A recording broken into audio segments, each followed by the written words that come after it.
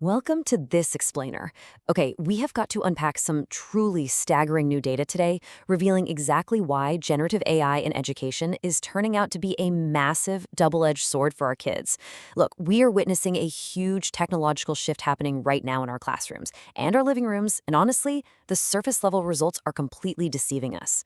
Today, we're going to dig into two groundbreaking studies. First, a massive 30-month data set covering over 26,000 students in China, and second, a really comprehensive qualitative report from the UK's Alan Turing Institute.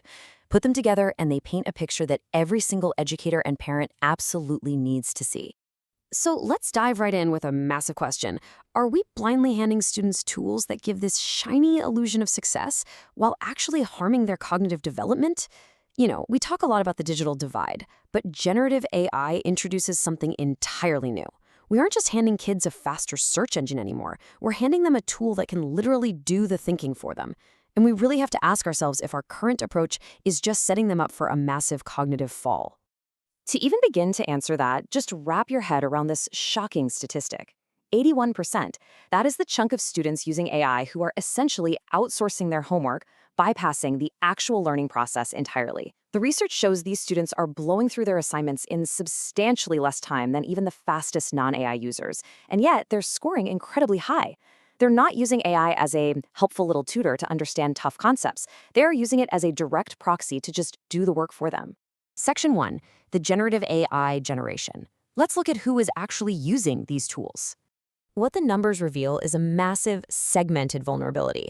According to the Alan Turing Institute data, private school AI usage is nearly triple that of state schools. We're talking 52% of children attending private schools reporting that they use generative AI, compared to just 18% in state schools. And on top of that, private school students are using it way more frequently, often multiple times a week. Basically, this means that whatever impacts this technology has, good or bad, they're hitting different demographics at radically different speeds. Moving on to Section 2, the homework illusion. Why parents and teachers are being deceived. Okay, this is where the whole Trojan horse narrative really begins. It makes complete sense that 76% of parents feel highly optimistic about their kids using AI. Why? Because they're only seeing the immediate surface-level results. The Turing report really highlights this immense optimism. Parents see their kids finishing their work faster, they seem way less stressed out, and they're bringing home fantastic grades on their daily assignments. I mean, if you only look at the output, AI looks like an absolute miracle tool. But that optimism is built on a very, very fragile foundation. And here comes the devastating pivot. The data from the Chinese secondary education study reveals something fascinating. Yes, AI makes homework faster and better, boosting scores by 18% and cutting completion time by 30%. But it severely degrades actual closed-book test performance. When those exact same students sit down for a monthly exam without their AI crutch, their scores plummet by 20%. That is a massive statistical drop. The homework is absolutely perfect, but the actual learning, it simply didn't happen. Which brings us to Section 3, the AI learning penalty, the delayed cost of outsourcing cognitive effort. So this homework illusion we just talked about, it's actively masking a severe AI learning penalty that secretly compounds over time. We aren't just talking about a bad grade on a random pop quiz here. We're talking about the systemic atrophy of critical thinking and memory retention. And the timeline makes it clear just how insidious this is. Most AI studies are super short-term, which is exactly why they miss this deeply concerning trend. While regular monthly exam scores drop in about 6 months, the true penalty on high-stakes, life-altering exams, like the Gaokao college entrance exam, takes a full 2 years to fully materialize. By the time a student realizes they haven't actually been absorbing the material, they're sitting in a high-stakes testing environment, facing an 18 to 24% performance penalty. That's enough to completely alter their educational future. Surprisingly, this penalty doesn't hit everyone equally. You'd probably assume struggling students get hurt the most, right? Actually, scratch that. The data shows it causes the most cognitive atrophy in high-achieving students. And why is that? Well, high achievers traditionally rely on intense cognitive effort to maintain their edge. When they outsource that effort to AI, they completely lose their primary advantage. We also see the steepest drops in social science subjects where critical thinking and complex synthesis are paramount, and it heavily impacts junior students and boys. Section 4, well-being and relational boundaries. Let's look at how children are emotionally relying on AI. Because it goes way beyond academic test scores, kids are forming some really troubling relational dependencies on generative AI. Children with additional learning needs are actually using AI for deep, personal companionship at drastically higher rates than their peers.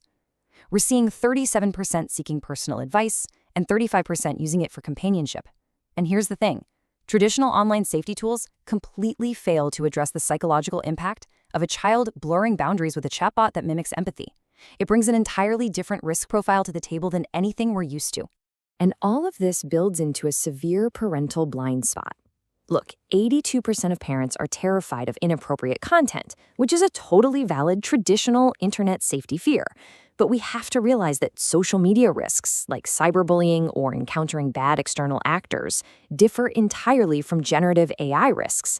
Traditional web filters look for bad domains, sure, but they cannot monitor the cognitive or emotional outsourcing happening within a single, seemingly safe AI chat interface. That is exactly why the safety playbook of the 2010s is failing here, leaving only 41% of parents actually worrying about the very real, internal threat of academic cheating and emotional dependency. Section 5. Fixing the AI Education Gap. Implementing intentional pedagogical friction. Okay, so the illusion is shattered. Now what? Well, we can't just ban these tools. They're here to stay. And in the right context, AI can be super beneficial.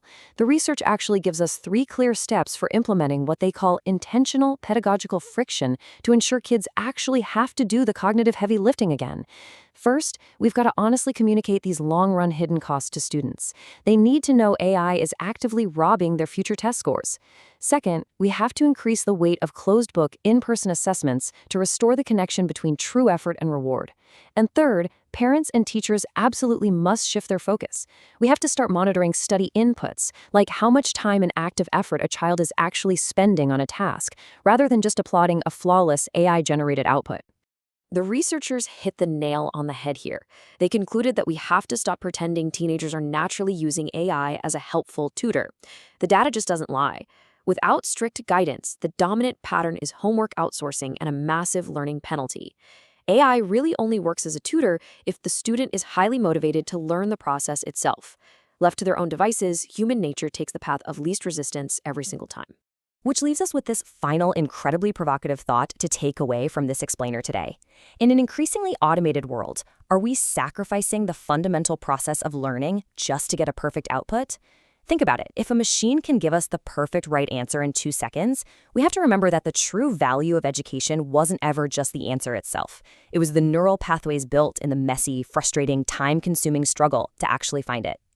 Thank you so much for joining me for this explainer, and I highly encourage you to keep questioning the tools we are handing the next generation.